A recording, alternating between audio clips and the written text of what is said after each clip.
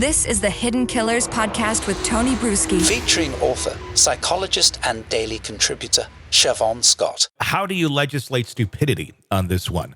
If you have, because I'm just thinking, like, if there had been legislation in place, if there had already been a case of the Crumbleys, which I'm sure there actually has been, we've just never gone after them. Yeah. But let's say that the Crumbleys already existed. Would any sort of law or any sort of example have changed their demeanor in this one iota? They seem to be completely thinking, well, why would I be worried about my son with a gun? I mean, he only made these rants about suicidal and homicidal ideology, but no big deal. I don't know that a whole lot would have changed. It's kind of like driving through a rainstorm and you can't see anything, and the idiots who don't turn on their windshield wipers or their headlights. It's like, I'm sorry, there's nothing I can do to convince you that you should do this. There's no radio voice that's going to tell you to do that and will convince you. Is there anything that can convince, or would legislation change anything? Would it up parents' responsibility? Obviously, it would on paper, but would it actually in action up them taking responsibility and doing something to prevent these sort of things from happening? Yeah, a couple things come to mind. There is pretty good data that in states that have passed safe storage laws, so, it's very specifically lined out how guns must be stored. And there are legal penalties that gun violence deaths go down. So we do think that it's going to help. The other thing that comes to mind is, when we cracked down on drunk drivers and people started getting really stiff fees, they had to go to classes for a first offense. And then with each offense, the penalties got stiffer and stiffer up to jail time. And people who committed a drunk driving offense where someone was killed, charged with murder, it has made an impact. And so we have fewer people drunk driving than we used to have. So, even if it saves a dozen lives, I think it's worth doing, Would this be essentially going forward? Every time there's a school shooting, there's an immediate investigation into the parents of that shooter. Just it's triggered immediately, and we take a look. But then I guess the question is, what is the bar for this? Obviously, with the Crumbleys, it's pretty clear how irresponsible they were. I mean, that's not up for debate. But the thing is that that's not all cases by any means. No. And there's a lot of cases where parents are trying to get their kids on track, trying to get them the help that they need. And I think a lot of parents sometimes feel trapped in their own home with a potentially dangerous human being, with not many ways out of that situation because the resources don't exist. Yeah. And that's where we get into the whole lack of social support network for parents and families. And I would never say that I think in every case parents should be held criminally liable, although they usually are civilly sued, when this happens. So it's a tough one. It's really a tough one. And of course, the more we can catch these kids upstream rather than downstream and try to intervene with support and help. There's one thing that I think all states should do, which now there's only a handful of states, is mandate that every school have something the Secret Service calls a threat assessment team. And that's where you have a combination of mental health therapists trained very specifically in assessing people for the potential for violence, not the school guidance counselor, but certain kinds of mental health professionals, with law enforcement people on a team. And whenever there's a kid writing stories about murder or drawing pictures of guns or, coming to school with bullets in their backpack or whatever they're doing, that kid is isolated immediately from the school environment and assessed by a threat assessment team who go over all these details and what's happening in the family. And I think that if we had more states who instigated this kind of law, we would see more prevention. And that would be one thing that the federal government is encouraging states to do that. Florida did it after Parkland, but most of our states have not done that yet. So I think that's one thing that we could do that would help. How far in the states that have instituted it, and it's probably a little bit different from state to state, but the states that have instituted it, how involved and how in depth does it go then beyond the walls of that school? I understand sitting down, talking to the student, really and trying to investigate this. But at the end of the day, they go back home. And what sort of leeway or what sort of powers, I guess would be the correct word, do the authorities have into going into that home and saying, what's going on here is not okay? Because you can be a gun owner or just someone who's just kind of an idiot and not necessarily be creating an abusive or an unsafe household for those people, but you can be a complete moron. And one can look at them and go, this is the chaos waiting to happen, but no crime has been committed yet other than these people are really incompetent. Incompetence isn't illegal.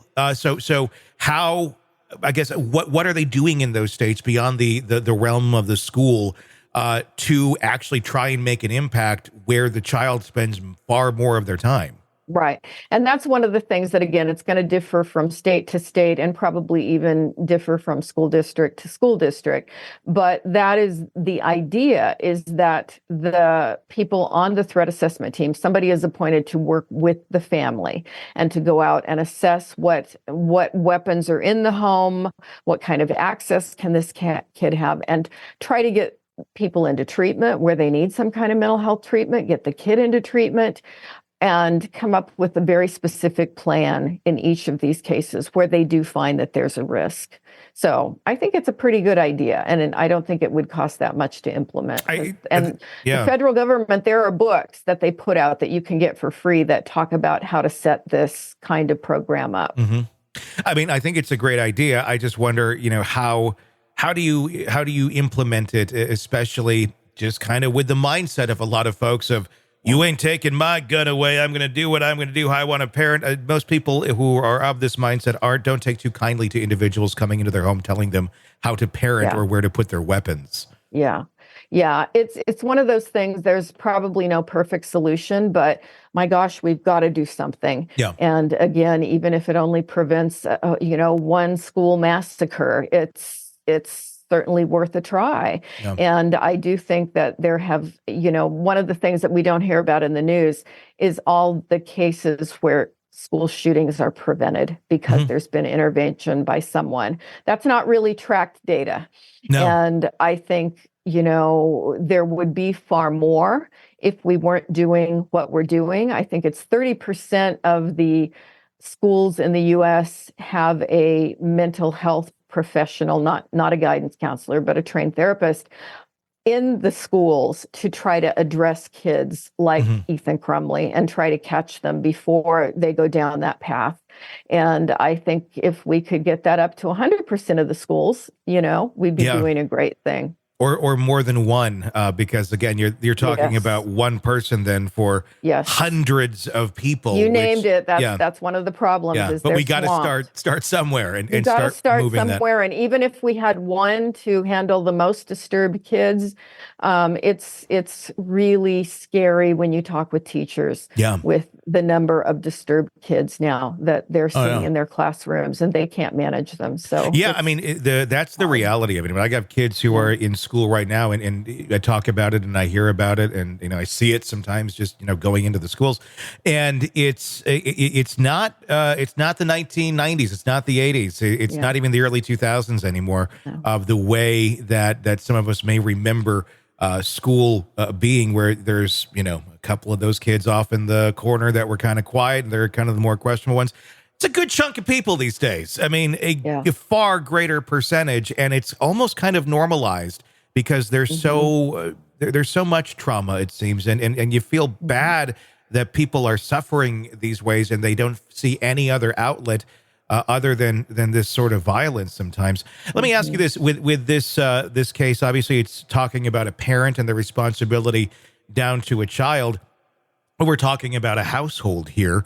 Do you think we're going to see any sort of legislation or cases like this in the future where it's maybe not necessarily the kid that went in and shot up the school, but maybe it's the husband, it's the wife, it's somebody who is an adult that goes off and does something horrible, not necessarily at a school, maybe a workplace, but the other members of the house ignored signs just like this. Just change the ages, basically, and say that, my husband had been saying these things or had these sort of ideologies, but, whatever. And you could argue a lot there, too, of you're fearing for your own life and your own safety. Sure. But are we going to start holding more people accountable within households where there are 1,000 warning signs going on and nothing is ever said and done, and until something horrible happens? Should that be pushed stronger as well? If you're in a home with someone who's seemingly having the potential to do this, you need to do something. You need to say something.